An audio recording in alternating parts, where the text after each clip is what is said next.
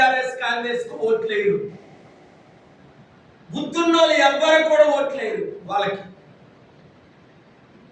ఎందుకంటే సూటిగా అడుగుతున్నా, సుదర్శన్ రెడ్డి గారికి నేను మద్దతు ఇచ్చుంటే ఆయన వైస్ ప్రెసిడెంట్ అవుండేది. ఇష్టం లేని బీజేపీ పార్టీయే లక్షల కోట్ల ఆదాయం వస్తుంది సంవత్సరానికి. బెట్టింగ్ యాప్ల ద్వారా 8.5 లక్షల కోట్ల బిజినెస్, లక్షల కోట్లు ఆదాయం. ఎవరికి? అంబానీలకి, బిలియనర్స్ కి. ఎవరి ప్రాణాలు పోయే? వేల మంది ప్రాణాలు పోయే ఆత్మహత్యలు చేసుకొని. నేను తప్ప ఎవరైనా అది ఆర్గ్యూ చేశారా? వాదనలు వినిపించారా? ఆర్డర్ తీసుకొచ్చారా? బిల్లు పెట్టించారా? బిల్లు పాస్ చేయించారా? మోదీ గారికి ఇష్టం లేకపోయినప్పటికీ రాత్రి మీద బిల్లు పాస్ చేయించే పరిస్థితి తీసుకుని వచ్చారు. అది డాక్టర్ కేఏ పాల్ సత్తా.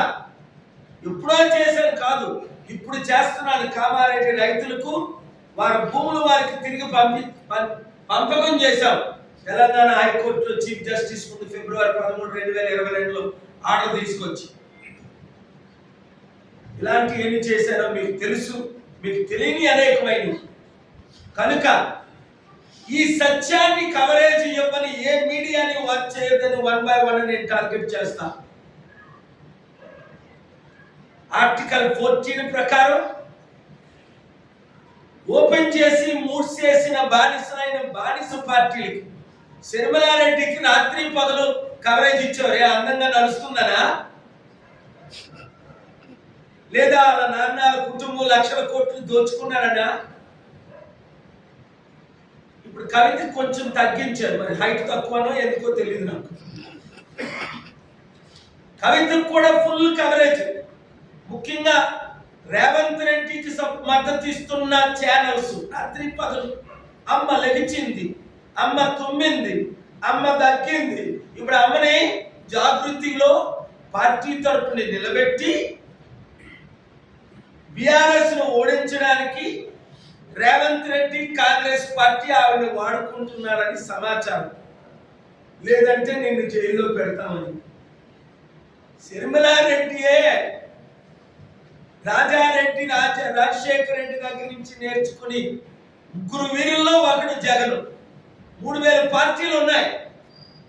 కాంగ్రెస్ నుంచి బయటకు వచ్చిన ఎన్నో వందల మంది, ముగ్గురే గెలిచారు పార్టీ పెట్టి.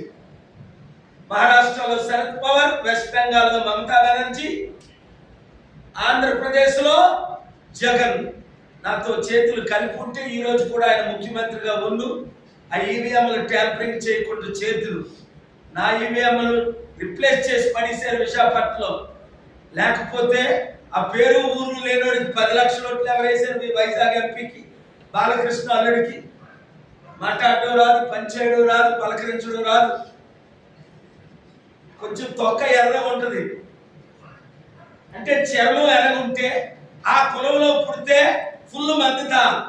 ఒరే మన బీసీలారా బుద్ధి తెచ్చుకుందాం ఇప్పుడైనా.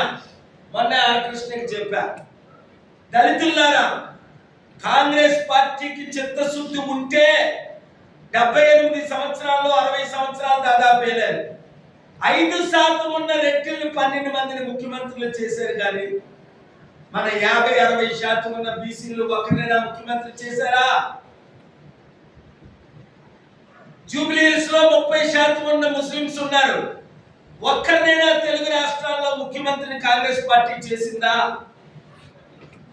ఒక్క ఎస్సీనైనా 5 సంవత్సరాలు షెడ్యూల్ క్యాస్ట్ మాలా మాదిగల్ని కాంగ్రెస్ పార్టీ ముఖ్యమంత్రి చేసిందా? ఒక్క షెడ్యూల్ ట్రైబ్ వాళ్ళైతే అందంగా ఉంటారు కదా, మహేష్ బాబు కంటే అందంగా ఉన్న వాళ్ళు ఉన్నారు, వాళ్ళైనా ముఖ్యమంత్రి చేసిందా? వాళ్ళు అంటరాని వాళ్ళు ఎస్టీలు, ఎస్సీలు, క్రిస్టియన్లు, ముస్లింలు, బీసీలు అంటరాని వారు. ఈ 3 కులాలు మాత్రం ఒకరికొకరు హగ్గించుకుంటాయి. అరే బాబు రాజశేఖర రెడ్డి నువ్వు 5 సంవత్సరాలు వేయని, చంద్రబాబు రాజశేఖర రెడ్డి నువ్వు 5 సంవత్సరాలు వేయాలని 40 సంవత్సరాలు డ్రామా ఆడారు. ఎన్టీ రామారావు మాత్రం వాళ్ళ డ్రామాలకి మెడ వంచ